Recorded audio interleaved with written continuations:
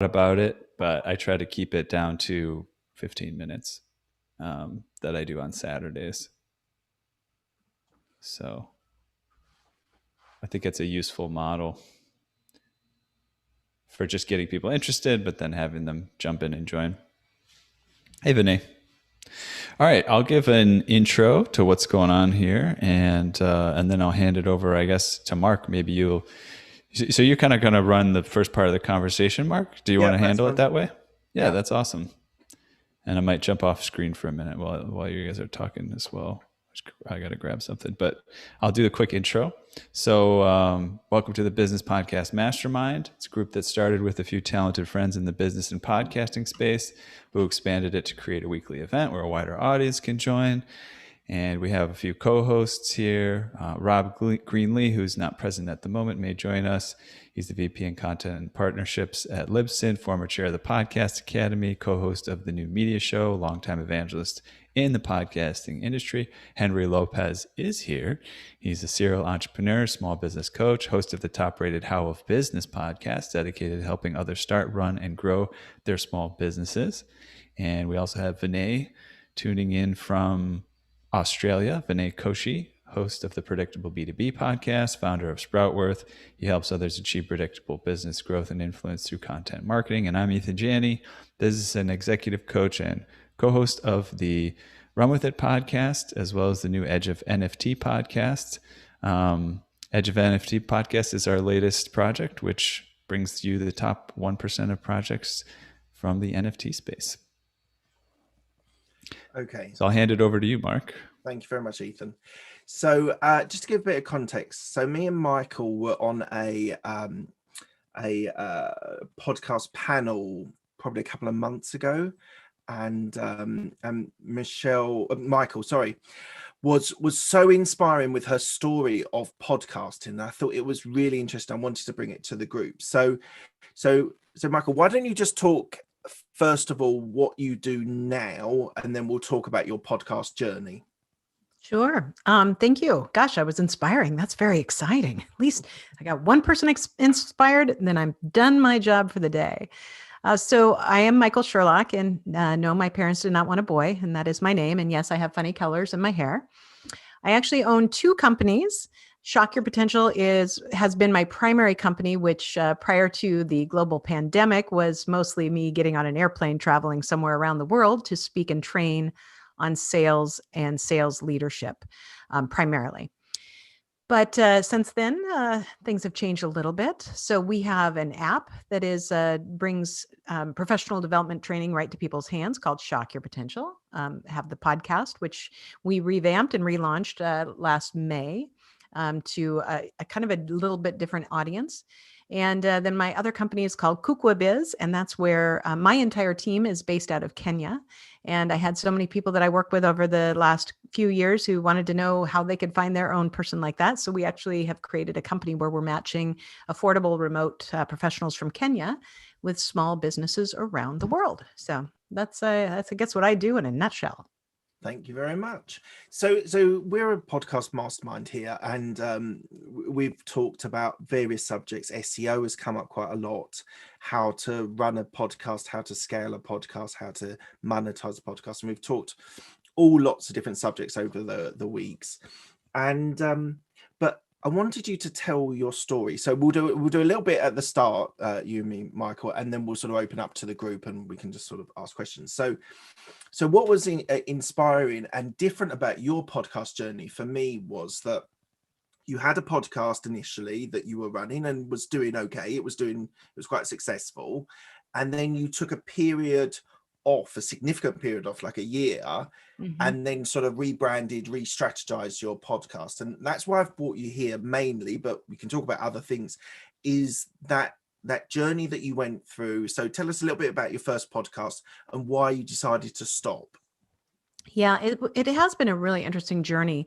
And when I finally first decided to do a podcast, I was listening to, John Lee Dumas and, his How to Run a Podcast. And by the way, I have an interview that I did with him that airs tomorrow. So I'm very excited about that.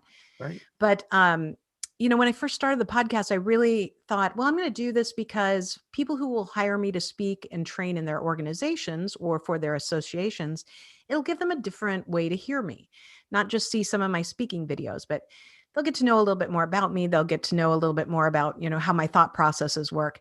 So in the beginning, I just, got guests as, starts out with people I knew and, just trying to fill some time. I really didn't have a complete plan. I just wanted to have really great conversations. And I did, and I learned a lot. I made some mistakes. I tried to figure out how to get it to the right timing and, how many episodes per week and, was doing okay and actually was pretty successful, had a pretty good following. But after about 2.5 years of creating the podcast and really 3 seasons, how we kind of termed it, I realized I hadn't taken the time to really evaluate whether or not my business was benefiting from the podcast.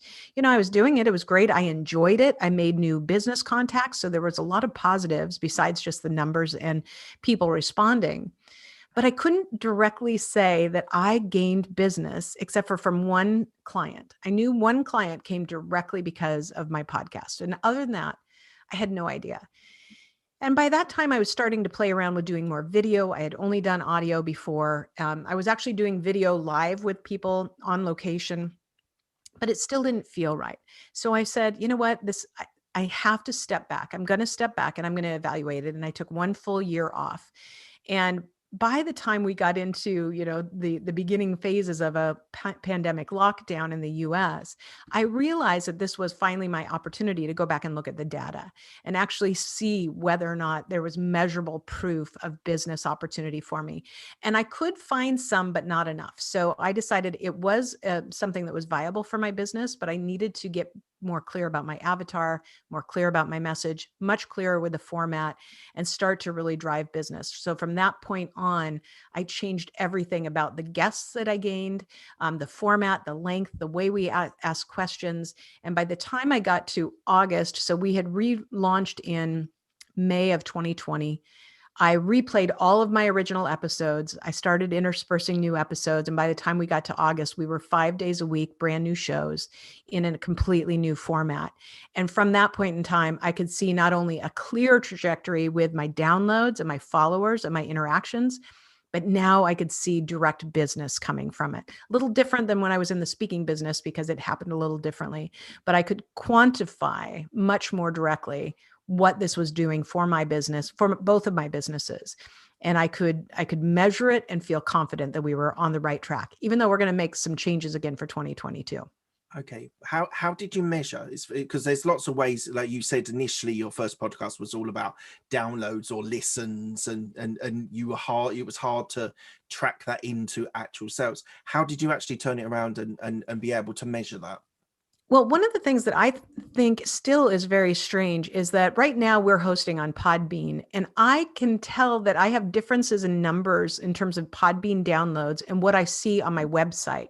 So we hooked up the direct feed, so people can listen to it through any through Apple, through Google, whatever. But then everything that we do now, we track on the website. So we track the website metrics, and for some reason, the number of downloads, the number of hits are much higher than what I'm showing on Podbean. So I finally started to dive in and say, okay, where is this data breach happening?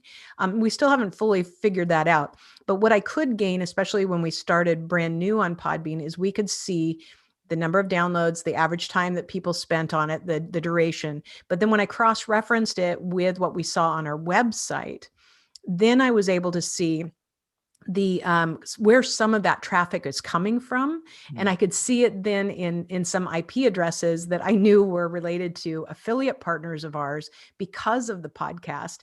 And so then we could see also where that data was coming from, their links. So if they're sharing it, we're sharing it, we could see where people were staying. I still don't feel 100% like I have it down because I'm not a data nerd that way. Thankfully, I have somebody on my team who is a data nerd, and hopefully he won't be offended by that. But he's helping me to see it in a much more concise way. And now that you can really quantify it, then I actually know now the type of guest that gives me the best ROI. and what I want that guest to do and what I expect them to do going forward. And so I'll tease this out just a little bit. So we're 5 days a week. I am fully booked out for guests for 2021, except for 7 spots. And that's because we found so many podcast booking agencies that loved our format and loved the exposure we were giving to their guests that they send us so many people. We have a wait list for 2022, but I'm changing my parameters again for 2022 based on everything we're learning. Because if I can say I know exactly what's going to drive business in various parts of my companies, then that's where we're gonna continue to get tighter with it as we go along. So your website was, you said you started channeling everyone to your website rather than to the hosting platform, which we've talked about quite a lot, about the role of SEO and finding podcasts on SEO on websites. But I'm just interested. So you then directed everyone to your website to then download or view or listen that way. Yes. And so far, we've only been releasing the audio versions. Starting next month, we are going to start releasing the video versions also. And we're going to see whether or not what those metrics look like. So we're actually going to do a YouTube channel just for the podcast. So it's separate than my business podcast. And we're doing that very strategically to keep the alignment of the data separate, because we have one focus on the Shock Your Potential YouTube channel and another one for the podcast. But yes, we in all of our promotion, we drive them directly to our website, which also obviously then increases the traffic to your website, the hits. We can see what the bounce rate is. We can see whether or not they check out other things on the website while we're there, and what actually is getting people interested. So from there, we've actually been able to tailor a couple different programs that we are launching, so that we can, see what that data really tells us about whether or not people are making buying decisions or purchase decisions because of that.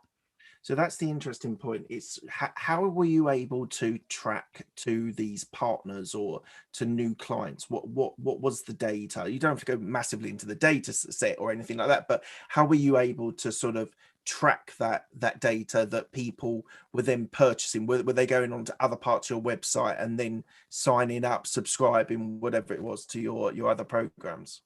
Yes. Yeah. So we're seeing that. And so then through the Google Analytics, we're seeing much more clearly, where people are coming from, and especially if somebody came from another backlink.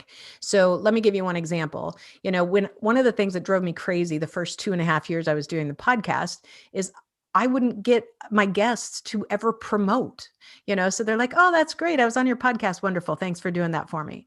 Well, now it's a requirement. So we're looking for certain features. And actually, when we get into 2022, we actually have metric requirements for instance, LinkedIn followers, because that's where our biggest, engagement is for a company. So I expect my guests to have a certain number of LinkedIn followers in order for them to be on the podcast, because I need to have their numbers on top of my numbers.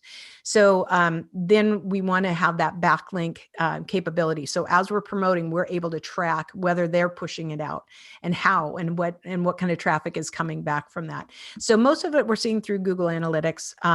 It's not an exact science that I know and understand, but I am comfortable and confident that we are getting much, much better. But we're also demanding more of our guests. So if I have, a higher demand to get on my program, I have a higher expectation of you to actually realize that this should be reciprocal. You should benefit from it. I should benefit from it. And if we're not both benefiting by promoting it, then I don't need you as my guest. Right. I need you to help build me, and then I will, of course, in turn help build you. Oh, one other thing too that we have been able to track is because we do, I don't know how many of you guys, if you have an author on, if you have an Amazon affiliate program and then create an Amazon link specific for you for their books. So we track that data in addition. So that's really interesting to be able to compare. And that also helps me to quantify which guests, what type of books that they are writing versus what kind of, if they're a business coach or they a, speaker, whatever they are. And we can quantify how many hits they get to their books based on those links. That also tells me who's a more qualified guest overall.